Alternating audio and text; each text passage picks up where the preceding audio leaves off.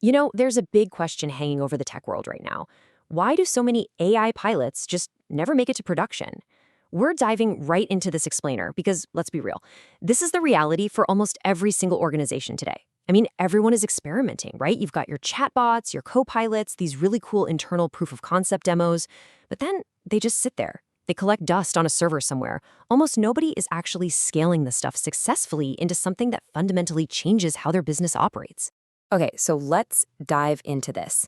There's a massive difference between just buying some shiny new tools and actually building an enterprise capability.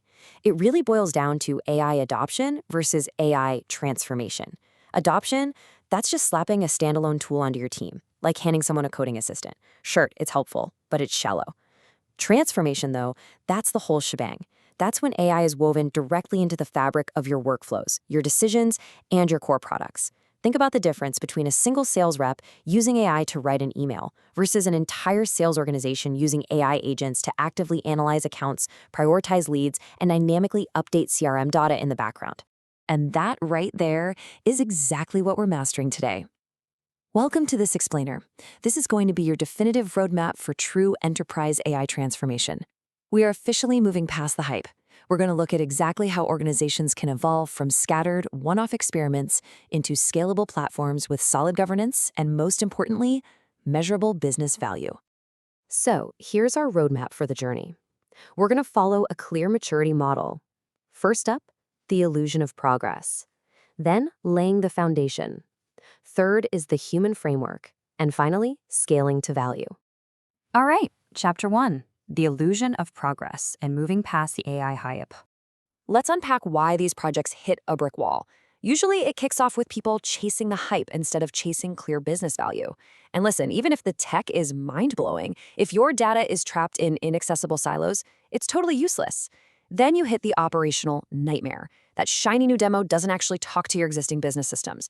Plus, nobody knows who actually owns the thing. Is it IT, legal, the business unit? Add in this massive maze of governance, security, and privacy concerns, and honestly, by the time you finally launch, poor user adoption just drains whatever momentum you had left. In fact, the source material for this explainer outlines exactly 15 distinct and totally avoidable mistakes that organizations make. 15! We're talking everything from starting with random tools instead of actual problems, to completely failing to measure ROI, to pushing things live without rigorous testing. But hey, don't worry. The structured roadmap we're mapping out today actually cures almost all of these. Which brings us to Chapter 2, laying the foundation. This is all about building that technical and strategic bedrock. So how do we actually engineer success? Because it's absolutely an engineering process, not a happy accident. This specific sequence has to happen before a single line of code ever reaches production. You've got to start with a readiness assessment. Really look hard at your business, your data, your tech, your talent, and your culture. Only after that do you move on to use case discovery, to hunt down actual real-world problems. Then you ruthlessly prioritize those cases. And that prioritization is exactly what tells you how to build out your enterprise stack, focusing entirely on reusable platforms instead of just one-off experiments. Now, what's really fascinating about this breakdown is how analytical you can get with prioritizing those use cases. You've got 4 main dimensions to weigh: business value, technical feasibility, data readiness, and risk level. When you're looking for those crucial early wins, you want the absolute sweet spot. You're looking for high business value, high feasibility, data that's perfectly clean and ready to go, and of course, low to manageable risk. So something like an internal knowledge search tool, boom, perfect early win. But an autonomous customer-facing agent, that carries way more risk and definitely needs to come later in the journey. And here is a non-negotiable truth we have to talk about. AI transformation is, at its core, data transformation. You simply cannot build serious enterprise AI if your underlying data is a mess, or if people just don't trust it. Your systems have to rely on rigorously governed data. We're talking structured data like financial metrics, but also unstructured stuff like instruction manuals and emails. Without that specific context, your AI is literally just another generic chatbot. But with it, it becomes a highly specialized, incredibly intelligent asset for your enterprise. Okay, so once your data is sorted, you need the actual tech stack. And the biggest takeaway here? Stop building disconnected silos. Seriously, if you have one team building a pipeline over here and another team building a completely different chatbot over there, scaling is going to be an absolute nightmare. What you actually need is a unified platform approach. We're talking common model gateways, shared prompt management, and governed retrieval layers. RAG, or Retrieval Augmented Generation, which basically just lets the AI securely search your internal documents. When you centralize and share these capabilities, your teams can build so much faster, and it's infinitely safer. But as we know, technology is really only half the battle. Let's shift gears to Chapter 3, the human framework, focusing on people, governance, and operations. We need to do some serious myth-busting right now. Too often, governance gets a bad rap as a blocker, right? Just rigid IT rules slowing everybody down and frustrating the teams.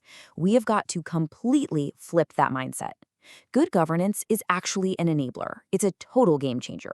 When you establish clear, tiered risk controls, you build trust. So a low-risk project, it can fly through the process incredibly fast. A high-risk one, it gets the careful oversight it actually needs. Bottom line, governance doesn't kill transformation, it safely accelerates it. Now, to make that kind of governance actually work, you absolutely need an AI operating model. Think of this as the master blueprint, defining exactly who does what. Like, who is actually spotting the opportunities? Who controls the data access? Who is physically measuring the ROI? If you don't lay down this clear ownership across your business, engineering, security, and legal teams, well, your shiny new AI capabilities are going to fracture into total chaos really quickly. And this brilliantly illustrates the best way to structure that ownership, the hub and spoke AI center of excellence. So your central team is the hub. They provide the shared platforms, the heavy-duty governance, and the core standards we just talked about. Meanwhile, the business units are the spokes. They're out there building the specific use cases because they're the ones closest to the actual day-to-day needs. It's the perfect balancing act. It prevents the central team from turning into this massive, slow bottleneck, but it still keeps those crucial company-wide safety guardrails firmly in place.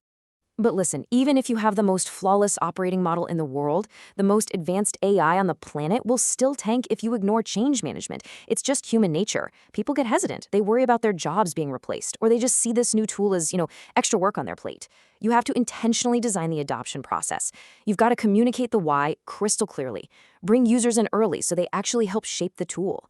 Start with workflows where the AI obviously and immediately makes their lives easier, and give them highly targeted training. Remember, you're trying to change human behavior here, not just deploy a bunch of code.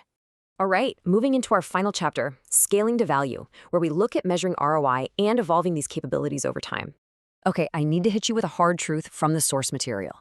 If you do not define the value before you deploy, you absolutely cannot prove the value later. You have to set your metrics right out of the gate. What are we measuring here? Customer support resolution times, the quality of your sales pipeline, how fast code reviews are happening. If you aren't measuring it, then all that AI is just expensive hype. To put this into perspective, the source material gives us this fantastic example of AI transformation in the edtech space, specifically looking at a company called Uplatz. They're not just using AI to, churn out multiple choice quizzes. No way. They're using it to create personalized learning paths, conduct deep skill gap analyses, and even run career roadmap agents that help with interview prep. It completely transforms their entire business model. They're shifting from basic content delivery to actual career transformation. And that is exactly what happens when you embed AI deeply into the core of what you do. Let's take a look at how this evolution naturally scales across an entire enterprise. It's like a staircase. You start out nice and safe with assistants and copilots, just boosting individual productivity. Once everybody's comfortable there, you move up to workflow AI, embedding that intelligence directly into your everyday business processes. As your organization matures, you step up to AI agents that can handle multi-step tasks with human oversight. And eventually, you reach multi-agent orchestration, where specialized agents are literally collaborating with each other. The ultimate destination at the top of the stairs? A true enterprise-wide AI platform with shared infrastructure. It is a very safe, very logical progression from basic tools all the way to complex autonomy, which perfectly sums up the core thesis of this entire explainer. It's captured so well in this quote. AI transformation is not about replacing the enterprise. It is about rebuilding the enterprise around intelligence. Honestly, that hits the nail right on the head. It's about fundamentally redesigning your workflows, locking down your data foundations, and shifting your company culture so that intelligence is baked right in from day one, rather than just bolted on as an afterthought. So I want to leave you with a final, slightly provocative question to chew on. Ask yourself, Are you just buying AI tools, or are you actually building an AI capability? Because I promise you, the companies that treat AI like a random grab bag of disconnected tools, they're going to see extremely limited value. But the ones who actually follow a structured roadmap and build a robust, integrated enterprise capability, those are the organizations that are going to define the future of business. Thank you so much for joining me for this explainer, and as always, keep learning.